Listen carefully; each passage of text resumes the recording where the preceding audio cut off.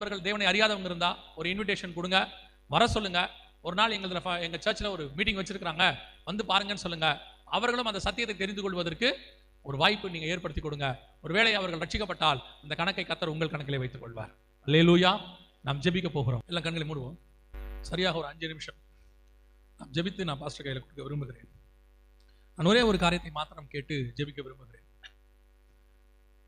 நீங்கள் இன்று இயேசு வருவாரானால் வருகையில் எடுத்துக்கொள்ளப்படுகிற கூட்டத்தில் இருப்பீர்களா? வசனம் சொல்லுது, நம்மை நாமே நிதானித்து அறிந்தோமானால் நாம் நியாயம் தீர்க்கப்படும். உங்களை நீங்க மட்டும் இப்ப ஆராய்ந்து பாருங்க. வேற எதுவும் செய்ய வேணாம். சரியா 5 நிமிஷம் தான் நான் பாஸ்டர் கையில் கொடுத்துருவேன். நீங்கள் உங்களை ஆராய்ந்து பாருங்க. இந்த வருகையில நீங்க போறதுக்கு எது தடைன்னு பாருங்க.